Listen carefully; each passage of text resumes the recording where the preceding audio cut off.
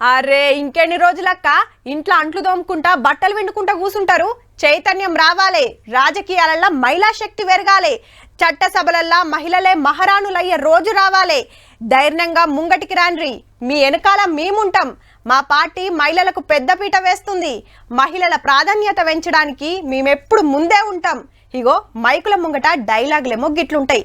తీరా ఓట్ల కాడికి వచ్చే వరకు చెప్పేదానికి జరిగేదానికి సంబంధమే ఉండదు. దేశంలా మా కథ ఎట్లుందంటే ఓట్లల్ల సగం సీట్లల్లా అగువడం, ఏలుగు రుద్దుకోవాలి, ఇంకు పవర్ అడిగితే రాంగు. పార్టీ మీటింగ్లకు పోవాలి కానీ పార్లమెంటు పోవద్దు. ఆడోళ్ళ హక్కుల కోసం కొట్లాడతామని మగోళ్ళు చెప్తుంటే హబ్బా అని సప్పట్లు కొట్టి మురిసిపోవాలి. హౌ మళ్ళా 543 ఎంపీ సీట్లకు ఎలక్షన్లు అవుతున్నాయి కదా.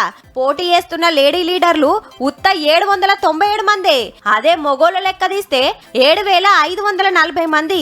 పవర్లున్న పార్టీకి ప్రతిపక్షానికి ఉన్నంత ఫరక్ ఉన్నది పో. అదే ఓట్ల లెక్కలు మర్రేస్తే మొత్తం 96 కోట్ల మంది ఉంటే అట్లా మేము 47 కోట్లు అంటే ఓట్లల్ల సగం సీట్లకు దూరం. ఆ పార్టీ అట్లా ఈ పార్టీ ఇట్లానేం లేదు, అందరిది ఒకటే కథ. ఇయ్యలేదనకుండా ఆడోళ్లకు తక్కువ టికెట్లు ఇచ్చుడు.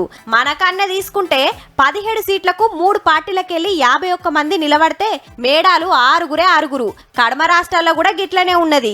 లోక్సభలో అన్ని పార్టీల సపోర్ట్ తోటి మహిళా రిజర్వేషన్ బిల్లు పాస్ అయింది కాబట్టి 133 టికెట్లు మాకే ఇయ్యాలి. కానీ ఇంకా అమల్లో తెస్తలేరు. ఏ పార్టీ ఎక్కువ ఇయ్యలేదు. నిలబడ్డ 797 మంది సుత ఎక్కువ మటుకు పార్టీలతోటి సంబంధం లేకుండా సొంతంగా పోటీ చేస్తున్నోళ్లే.